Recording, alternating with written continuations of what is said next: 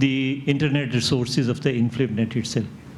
I see that as a very big incentive to us on the campus, because that made all those papers available to the faculty as well as to the teachers, that, okay, now you feel that there is a constraint on you, that you cannot do research, but now we have removed that constraint and now you have this incentive in place for you.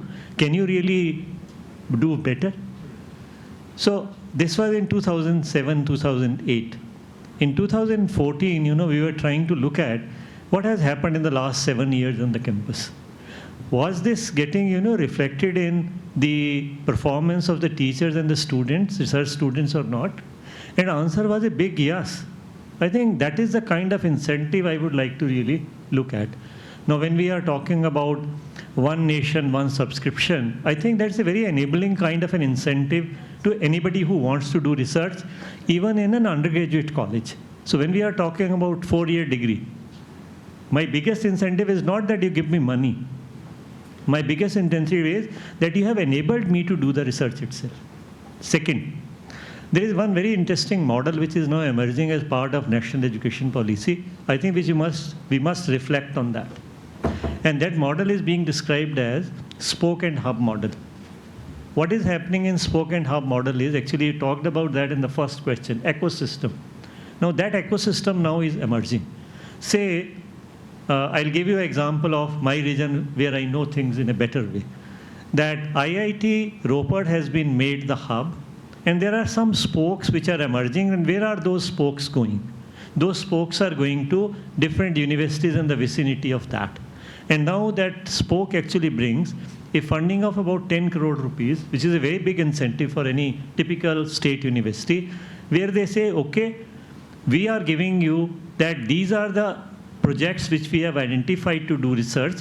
Can you contribute into this and collaborate and be the partners with each other or not? I think this is a very big incentive which is coming on the scene. Now, I would like that this should be further extended, where it should be taken, let the university be the hub and the colleges be the spokes.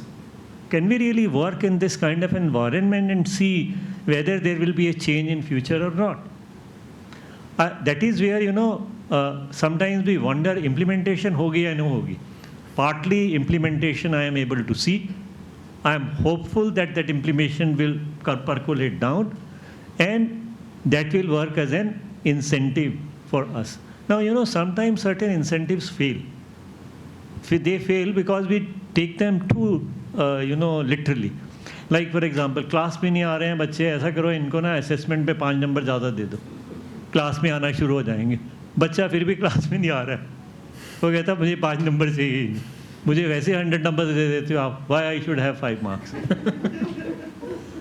So I think these are the dilemmas through which we will have to come out and keep on working in this environment, where if incentives which help us do work come, I will be very happy to work upon. Then, I think as teachers, there is something more which is expected from us, ma'am. And that is this, that everybody in the society expects कि देखो आप नौकरी नहीं कर रहे हो, आप समाज की सेवा कर रहे हो. So don't take it as a job, take it as a vocation in which you are actually working. Yeah, ground reality. And now, आप मानिए ना मानिए, जितनी मर्जी ग्राउंड रियलिटी में चेंज आए, वो चेंज आएंगी. ये जो मैंने स्पोक एंड हब मॉडल्स की बात करी, they are the change makers. But आपको एज ए टीचर सोसाइटी ऐसे ही देखेगी, आपसे सेक्रीफाइसेस एक्सपेक्ट करेगी, और आप चाहेगी कि आप कुछ बहुत एक बड़ी पेडेस्टल पे खड़े हुए हैं और वो आपको अब रोल निभाना पड़ेगा. आपसे हंस के निभाइए उसको या रो के निभाइए. Thank you very much. So I'll say one thing, but what you said about hub and spoke model. So I'm only sharing here my personal experience. For many years, there was a local college where a teacher would come and work with me. And, she worked with me when I was at NCBL. She worked with me when she was here. And we provide across Mumbai and across all of Western, we provide training for people to use the model system we do. But what I see consistently is something which I mentioned earlier also, the complete lack of critical thinking, either in the part of the students who they will send or in the faculty themselves, that they have not been themselves gone through the pipeline in a way in which they can define a biological problem or do something about it. So then the onus becomes on the host lab to try to provide that training to someone who is a mature teacher and has done science. So these are what she calls about ground practical difficulties. And I don't know, I mean, it's a great idea that you have, and one I felt very committed to and wanted to, in my own personal capacity, do something for. But I find these challenges. Do you have any suggestions to how to sort of lower the barriers here? Well, you have really raised a very, very interesting point that, it's like this, that when you are going to really collaborate with somebody, it's not that you want to help them only. It's something which, that is why, everything is project-based, time-bound, with periodic, what you call reviews on the things itself. And we should very frankly accept that in the group in which we are actually operating.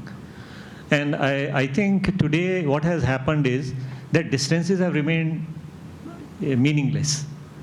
I can always have these kinds of, discussions with our people who are working with us very periodically. You give me a Google Meet, I'll come and join you and let us discuss what is happening or not. And we should really, when we are talking about research methodology, can you really come back after a month and tell me what kind of research questions you are now asking yourself, which you would like to address? Now, somewhere these needs to be, put on a piece of paper that these were the things which we were talking. Let us see where the progress is moving. Not that you come to me and you start expecting that I will do everything for you. I think I have to put end to that, but tell them, look, I am willing to be there with you, discuss, talk, and see that how we can really move further. These kinds of mechanisms have to be set in place. When you did, ma'am, I think you were not giving any kind of a financial incentive in terms of apparatus, etc. You said, look, my 100 crore lab is open to you. Come on, anytime you can work here. Today, we are saying this also. Look, we are also giving you a small path. थोड़े पैसे भी आपको मिल रहे हैं, but इस project पे आपको काम करना है, and we will do very, very rigorous evaluations on that. हमें ये culture लाने की ज़रूरत है. If we don't bring this culture, then people take us for granted. And that we have to really somehow end. I hope I am, thanks whatever I wanted to say, I have said that. Thanks to all the panelists for answering our initiation question. I would like to open the floor now for audience to ask questions. Mohanish. Thank you. Professor Ahluwalia, you mentioned that the affiliation system should be done away with and autonomy is the way to go. And I fully agree with that, because we've all seen so many disadvantages of this very restrictive affiliating system. But at the same time, I would like your thoughts on how do we then, if we sort of have a blanket autonomy situation, how do we ensure that the rigor that again came up in the discussion is maintained, the academic quality is maintained. So what are your thoughts on this balance between autonomy and Aburo, you have raised a wonderful point. Giving autonomy means what? Giving faith to somebody that, look, now you do your things and we have faith in you. Whenever we are talking about autonomous system is within a university actually. The stamp of the degree is of the university. But the university says, now look, you are free to innovate on your syllabi, you are free to do your exams, you are free to do all those electives which you want to choose and bring them on the menu which you are going to give to the students. I think we must understand this aspect of autonomy very, very clearly. Autonomy is giving faith. And now, what do you want me to return if I am given autonomy? I must return that in terms of a uncompromisable integrity. I think these are two very element things. And then how do we really do that? I think we have to talk with people about it. Not mince words कि देखो हम आपसे क्या expect कर रहे हैं, आपको faith दे रहे हैं, आप हमें वापस अपना विश्वास हमें दीजिएगा. Autonomy तभी चलती है. अब देखिए, this choice-based credit system is not a new thing. It has been there for the last 75 years in my own country itself. You talk to IITs, it is there. You talk to IIMs, it is there. Now private universities came, they are running their show. Why you are, keeping state universities and the other universities into an affiliating system? A very interesting concept came in this Rashtriya Uchitar Shiksha Abhiyan. I think I must go back and share my thoughts about that. That was making a cluster university. Now, cluster university was what? You have an independent existence of autonomous colleges, collaborate with each other. If something is not available here, you bring it to the other colleges also in that cluster. They had, maintained a physical limit also for maintaining a cluster university.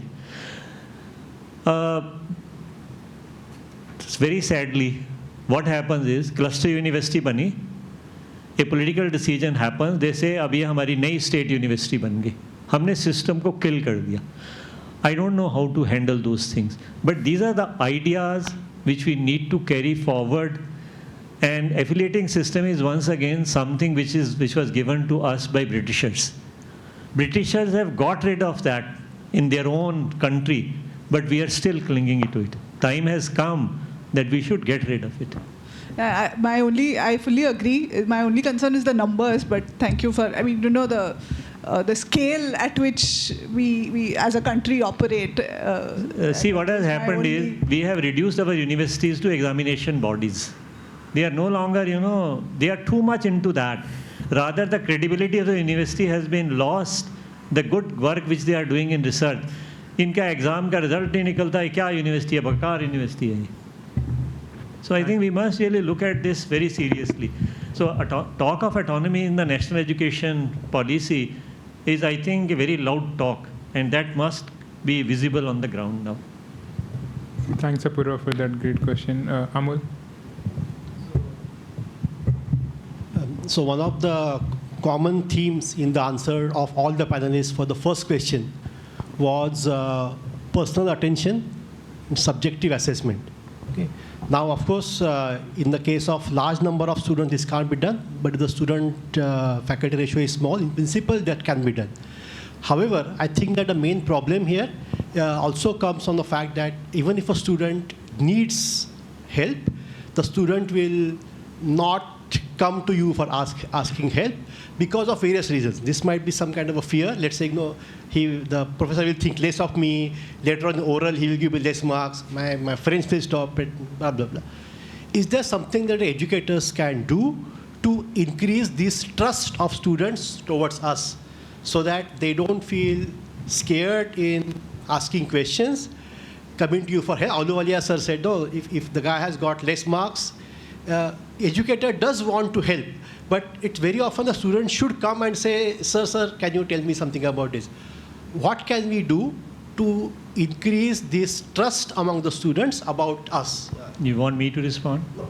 Anybody wants to. May I begin? Sure. Yeah, I'll give you one very interesting example. I retired in 2015. और मैंने सोचा अब ठीक है, physics तो हो गई बहुत, अब छोड़ो परे, कुछ और नया करते हैं. So I went on the net and I said, can I do some course and learn something new which I have never done in physics? So I started searching for that, okay, let me see whether I can learn sketching and painting or not.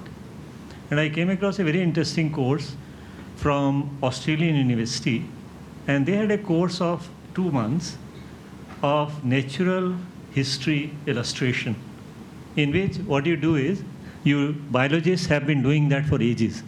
बहुत सुंदर pictures बनाओ, sketching करो, फूल बनाओ, पशु बनाओ, पक्षी बनाओ. Now, when I joined that course, free